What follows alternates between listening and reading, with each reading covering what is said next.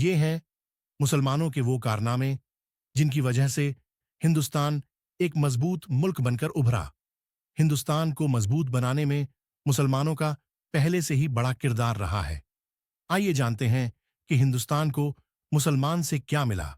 नाजरीन, क्या आप लोग जानते हैं कि बारूद बनाने का तरीका और तोपखानों को बनाने की तकनीक मुसलमान ही हिंदुस्तान में लाए थे। मुसलमान अगर हिंदुस्तान न आते तो हिंदुस्तान के पास न ऑटोमिक बम होता, न रैकेट टेक्नोलॉजी होती, और तो और दिल्ली, आगरा, हैदराबाद, औरंगाबाद, लखनऊ वगैरह शहरों के बेहतरीन इमारतों से भी महरूम होता। क्योंकि यह सब बनाने वाले एपीजे अब्दुल कलाम हो, दिल्ली सल्तनत के हुक्मरान हो, या मुगल सल्तनत के हुक्मरान हो, या दखन के बेहमनी सल्तनत के हो, या फिर रैकेट टेक्नोलॉजी को हिंदुस्तान में लाने वाले वो मुजाहिद टीपू सुल्तान हो, ये सब मुसलमान ही थे।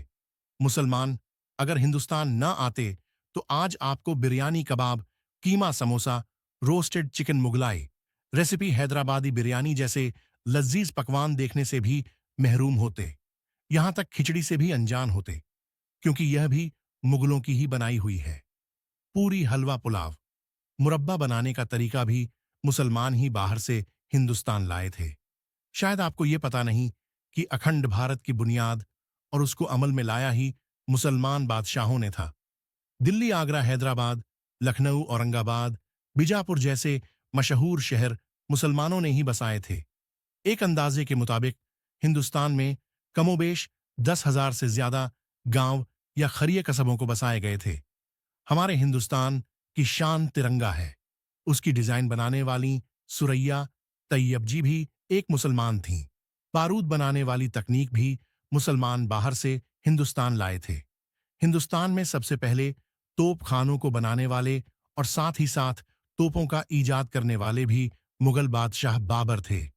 तंजावुर, मुर्शिदाबाद, मैसूर, बीजापुर जैसे शहरों में मुसलमानों ने ही हथियार बनाने वाले कारखाने बनाए थे। ये हिंदुस्तान के पहले कारखाने थे जहां पर बंदूकों, तोपों, राकेटों को बनाया जाता था। मुसलमानों के आने से पहले भारतीयों को बंदूकों, तोपों को बनाने की तकनीक के बारे में कोई जानकारी या अंदाजा नहीं था। अगर मुसलमान हिंदुस्तान न आते तो सदियों तक भारत के लोग इस टेक्नोलॉजी से भी महरूम होते। ये बात शायद आपको पता नहीं। हिंदुस्तान में बाहर से काफी को लाने वाले सूफी पीर दादा हयात, मीर खलंदर, जिनकी मजार कर्नाटक के चिक्कमगलूर के पहाड़ पर है, वो भी मुसलमान ही थे। उनके लाने से ही आज हिंदुस्तान में काफी की पैदावार इतनी बड़ी तादाद में उगाई जाती है, खास तौर से कर्नाटक और केरल में। आप सभी को यह जानकर भी हैरानी होगी कि खजूर, धनिया, संतरा, सेब, फूल गोभी, नींबू वगैरह के पेड़ पौधे भी मुसलमान बाहर से हिंदुस्तान लाए थे। मुसलमानों ने ही इन सब की खेती शुरू की, जो आज हिंदुस्तान की कीमती और जरूरी फसलें बन गई हैं। बहुत कम लोग जानते हैं कि हिंदुस्तान में सबसे पहले साबुन का इस्तेमाल भी मुसलमानों ने ही किया था।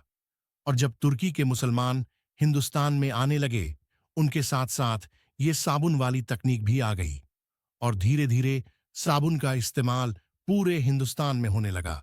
मुसलमानों के आने से पहले भारत के लोग रेत का इस्तेमाल करते थे। दुनिया के साथ अजूबों में एक हिंदुस्तान के ताजमहल का भी आता है, जिसकी तामीर मुगल बादशाह शाहजहां ने करवाई। वो भी मुसलमान थे। अगर मुसलमान हिंदुस्तान न आते तो भारत एक अंतर्राष्ट्रीय पहचान से भी महरूम हो जाता। मुसलमान हुक्मरानों ने हिंदुस्तान में कमोबेश लाखों इमारतें तामीर करवाई, जिनसे आज भारत सरकार हर साल अरबों रुपए की कमाई करती है। सिर्फ ताजमहल से ही भारत सरकार को करोड़ों रुपए की कमाई होती है। इन सब जमीनों का लेखा जोखा वक्फ बोर्ड रखता है। मुसलमान हुक्मरानों के द्वार में ही भारत सोने की चिड़िया कहलाता था। मुसलमान के बगैर हिंदुस्तान न्यूक्लियर पावर से भरपूर कभी ना हो पाता, क्योंकि भारत के एक मुसलमान एपीजे अब्दुल कलाम ने ही न्यूक्लियर बम बनाया था। आप गिनते जाओ तो बहुत से मुसलमान हैं, जैसे हिंदुस्तान की आजादी में लड़ने वाले मौलाना अबुल कलाम आजाद खान, अब्दुल गफ्फार खान, अब्दुल हमीद वगैरह, और बहुत से मौलानाओं ने भी हमारे इस मुल्क के लिए अपनी जान दे दी। साहित्य और फिल्मी दुनिया में मिर्जा गालिब तबलची, जाकिर हुसैन शहनाई, वादक उस्ताद बिस्मिल्लाह खां, मोहम्मद रफ़ी साहब, यूसुफ साहब या फिर आज की खान तिकड़ी हो, और खेल की दुनिया से मंसूर अली खान पटौदी, मोहम्मद अजहरुद्दीन, जहीर खान पठान, ब्रदर्स मोहम्मद शमी, मोहम्मद सिराज या फिर वो सानिया मिर्जा हो या निखत जरीन हो, ऐसे अनगिनत मुसलमान मिलेंगे जो देश के लिए कुछ न कुछ किया हो। हिंदुस्तान आज भी मुसलमानों के दिलों में बसता है। हिंदुस्तान के मुसलमान अपने वतन के लिए अपनी जान भी दे सकते हैं। जय हिंद। अगर आपको एक हिंदुस्तानी मुसलमान होने पर फख्र हुआ हो तो इस वीडियो को लाइक, शेयर और सब्सक्राइब जरूर करें। खुदा हाफिज।